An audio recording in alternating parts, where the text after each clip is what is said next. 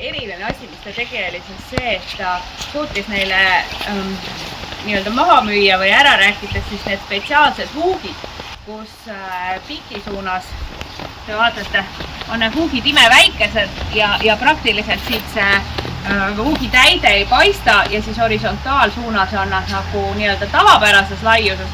Ehk et tegelikult see tekkiv tellise muster on üsna ainulaadne, et tollel ajahetkel ei olnud nagu keegi teine sellist teinud.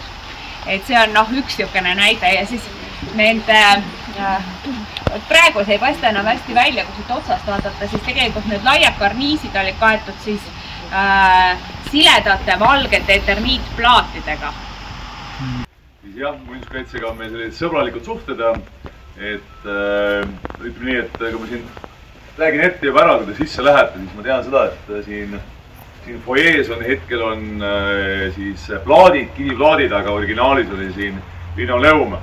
Ja siis kui need kiviplaadid olid siis ära pandud, samas 94 aastal, siis tegelikult oli muinsuskaitsel küll alguses oli kohe pretensioon, et miks ei ole linoleumi, aga ja siis tänapäeval enam linoleumi paneb. Ja siis küll saalipõrand, kui lähete saali, siis saalis on originaalis oli 3 aasta ajas, kui ma tulin, oli siin männilaud. Aga kuna mul on siin väga palju pidusid sees, siis kujuta ette, kui naine tuleb oma kontskingaga pehme männilaua peale. Ma tegin seal ühe korra totaalse lihtimise, lakkimise. Mul oli üks pidu.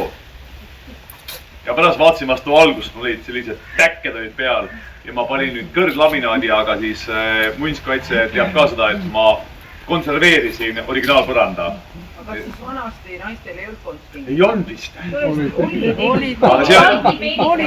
Jaa, nii peenisest. Nukal oli sul, aga see oli nii-öelda nõupidamise saal. Siin ei käidud pidutsemas. Sest et täna on see koht jah ikkagi nii, et ta ei ole hotell ja siin käivad ainult siis sees grupisündmused, pulmad, juubelid, seminarid, koolitused, mis iganes veel. Seda, et tulete, tahate ühe tookese võtta, seda küll teha ei saa rääguks. Kui ma 3 aasta peas olin, siis hüppasid niimoodi, sa tundsid, et pura vetru pääs. Aga siin all on tühi, et siin saab tegelikult all roomata ringi. Ja siin all ehitusmehed siis panid tugesid alla.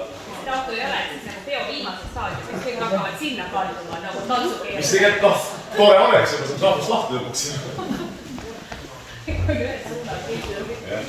Aga selle kaldega muidugi show'es on sellega ainuke häda on see, et kui üritust ajal, kuna on üks mees on siit alla veerenud, läks pissima veel siin äärde ja veeres kiiki. Ei. Ei, siin tiigis on üldse, mul eelmine aasta oli ühe kooli rebaste pidu oli sees ja siis öösel tulid politseinikud siia kontrollima. 8 politseinikku 2 poolt ja siis siin taga olid noored, need panid jooksu erinevates suunades. Nii 2 tüüpi jooksid otse ette ujuma. Ujusid teise poole kallast. Ruttu politseist ära.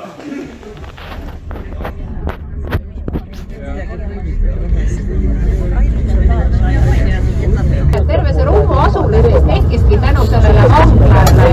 Kõik need elamud, mis siin on, need on vangivalvurite perekondade jaoks. Siin oli ka kool, lasteaed, täiesti suur elujõuline asula.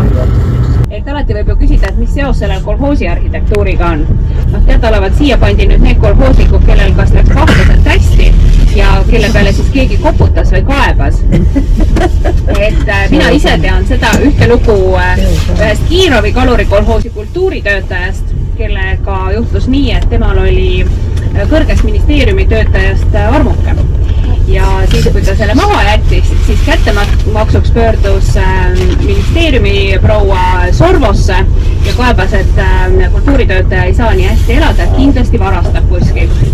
Ja kuigi seda otseselt ei suudetud tõestada, siis kaebus oli nii kõva, et see siiski lõppes, ma ei mäleta, mitme aastaga Ruumus ja kogu vara konfiskeerimisega.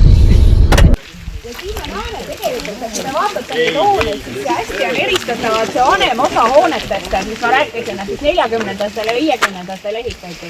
Et enamik paesthooneid on nüüd ikkagi varem, kuigi muuseas neid uusi müüre ehitasid nad siin kuni 80-ndatini oli sellest samast paest, mis siin kaevandati. Aga hästi on ka näha see paelao kvaliteet või õieti selle puudumine, ma tahaks öelda. Kindlasti te olete näinud märksa parema kvaliteediga neid paeladusid kui need siin on, aga siit ta tuleb hästi välja, et see silikaat on siis valdavalt nagu hilisem. Et mõtlen, kui me nüüd võime jalutada, et sealpool olid siis need elukorpused.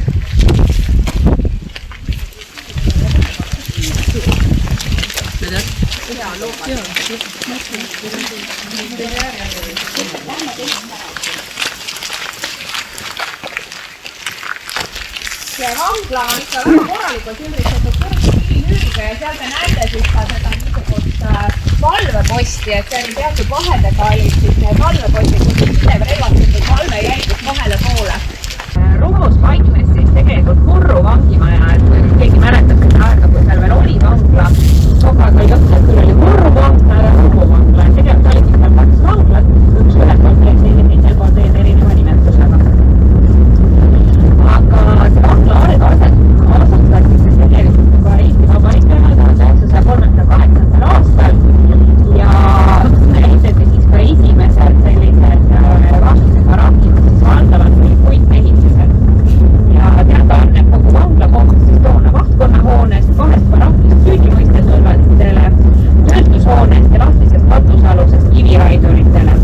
Et siis see vangla paiknemine tulenes siis sellest, et tegemist oli suurepärase vaekivimaardlaga, mis on siis tuntud Vasalemma Marmari nime all. Et kui meenutada Veljurannikut, et Padise kõige tähtsam objekt on monument kartulile. Et seda monumenti kartulile me näeme ka täna. Et sellepärast, et pärast seda, kui Eestis hakati kartulit kasvatama, meil enam nälga pole tuntud laiemas mõttes. Juulis Aamist pole tõendatud. Sisse juhatavad lugu meie järgmisele objektile, mis on siis Harju Keila.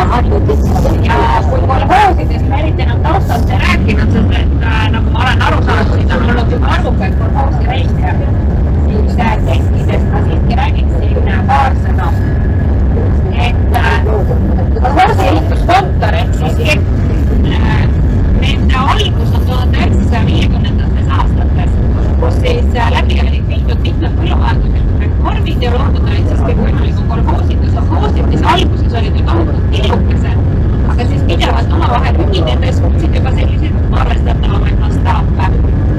Aga maaehitus oli täiesti reguleerimata valdkond, et umbes igas kolhoosis oli mingi väike oma ehitusbrigaad, kes siis vastavalt vajadusele mõne lauda või mis muu vajalik oli püsti pani.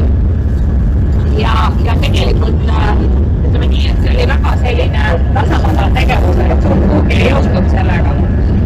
Ja kuna see probleem oli siis üle terve laia Nõukogude Liidu, siis korralistele 50. aastate keskel, kui võeti vastu siis mitmeid otsuseid, mis niisugune põllumajanduses või ehitusvaldkonnas kapitaalselt muudeti, siis muuhulgas võeti vastu ka siis selline otsus, et ehitustegevuse edendamiseks maal tuleb luua spetsiaalsed majandite vahelised ehitusvoodised, et otstarbekamalt olemasolevaid ressursse kasutada.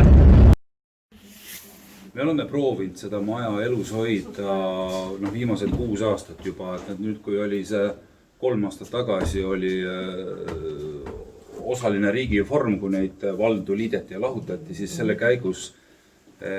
käigus ju kadus ära Keila vald. Keila vald muidu kuni sinnamaani oli selle maja teisel korrusel, terves ulatuses 700 ruutmeetrit. Kuna Keila vald kadus ära, tekkis suur vald, Paldiski, Padise, Vasalemma ja Keila linn jäi iseseisvaks, siis valla maja või valla ruumid, 7 ruutu, koliti Paldiskisse. Ja seal on praegu mingi punkt. Ja just nimelt, ja Keilasse, nagu ka Vasalemma, jäi siis selline just nimelt jah punkt, et seda on kuskil 70 ruutu, sotsiaalosakond on siin meil maast teha.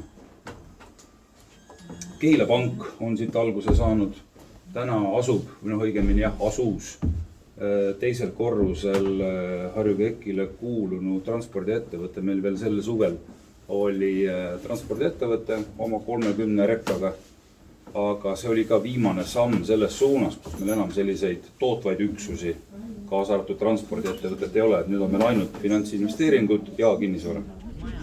4- ja 5-toalise korterid ehk selgelt oli tegemist ka sellise nomenklatuuri elamutega. Kus siis elasid Sovhoosia instituudi juhtivtöötajad või niisugused väga head spetsialistid. Siin ka väike õueala iga korteri juurde oli alati ju võrdsem. Ja muuseas, ma panen tähele, et nad on üsna heas korras, et siin ei ole sellist, et igaüks oleks oma korteriboksi hakanud erinevalt ümber ehitama. Ja sellega on meie tänane tuur läbi. Tänan teid, ma olen väga imestunud, et nii palju on kolhoosi arhitektuuri huvilisi. Ma olin täna hommikul tõeliselt hämmastunud. Palju rohkem tegelikult. Võib-olla küll. Et tänan väga teid kuulamast ja edu, kena nädalavahetust.